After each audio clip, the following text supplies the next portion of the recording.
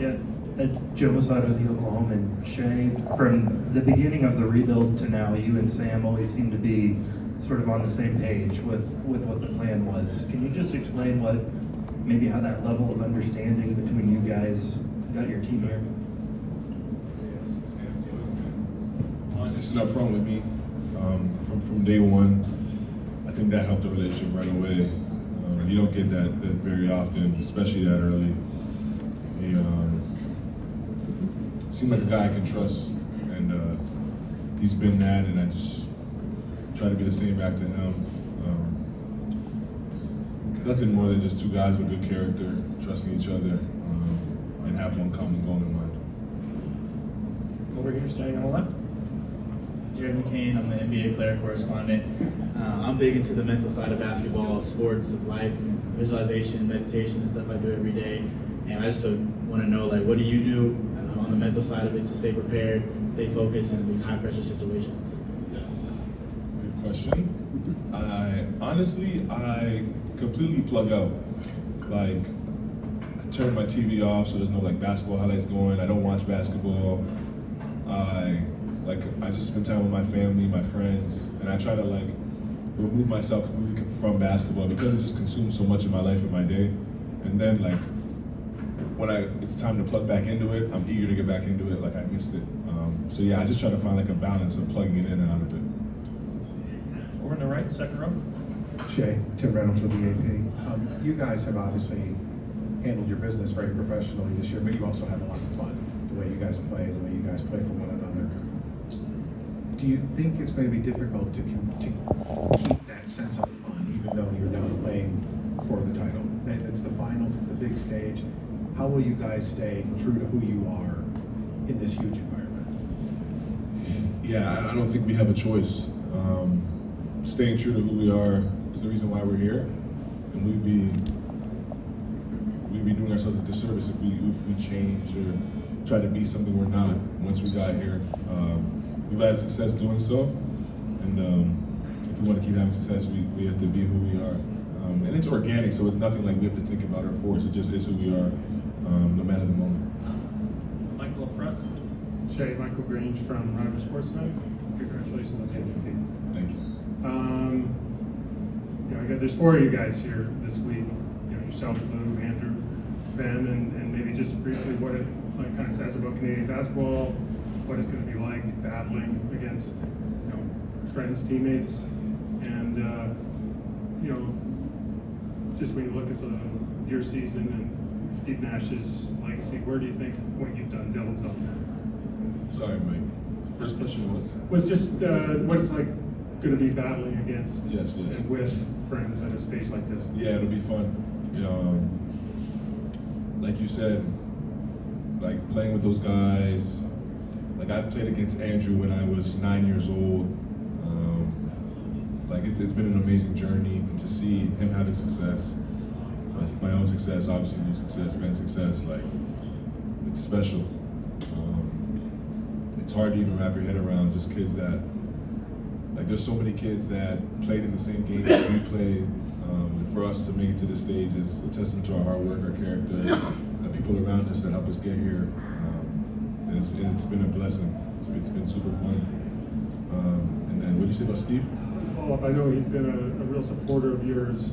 I'm not going to get into a GOAT debate, but what would it mean to take it to the next level, to win a title, and on top of MVP season? Yeah, it would be amazing.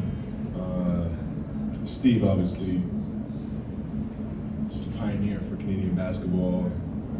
He started the whole thing, I guess you can say, from the way he plays to the way he carries himself to his approach to the game. I learned so much from Steve, being a 17-year-old kid in 2 weeks of time. That helped me get here for sure. So the things he's done with Canada basketball in the whole and just push the culture forward has been amazing. And then to win a title on top of everything that's happened this year would be special.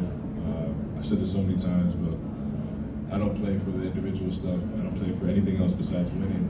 And I never had my whole life.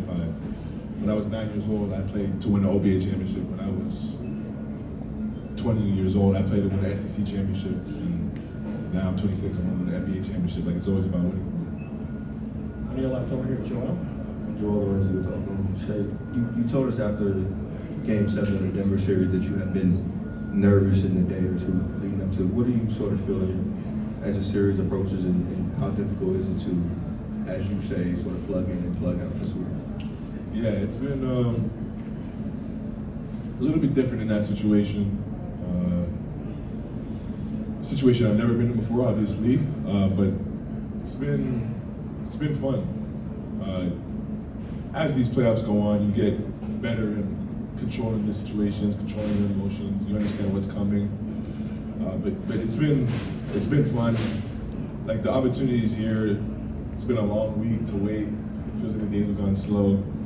But yeah, I figured out how to navigate through all the emotions and the nerves and the waiting process, which is just plug into my loved ones. Try to not think about it so much, stress about it so much, and just enjoy life and stay in the moment. Fourth row on the right, Vinny. Shai, Vince Google, Yahoo Sports. You guys have had a historic season so far, 68 wins, the double-digit wins, the road to the finals.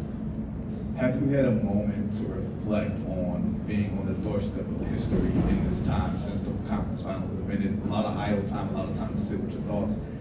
Do you have a chance to even appreciate getting here, or appreciate how dominant this team has been this season? Honestly, not really. I've been so focused on just game one.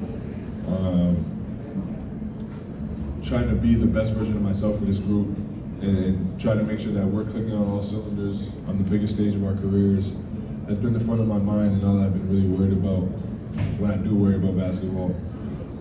So yeah, to answer your question, I haven't really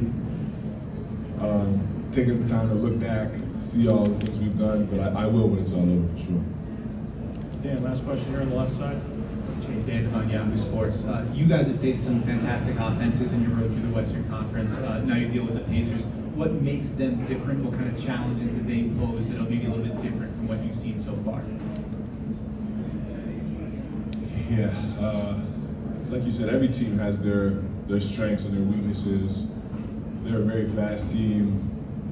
I think, above all, they understand how they're playing, and they're very stubborn in their approach, and they can kind of grind you with the way they play, and they wear you down. And you don't get here without being a really good team on both ends, and they're that. We know that coming to the game. But yeah, they're very. They know their identity, and they stick to it no matter what. Thank you. Thank you.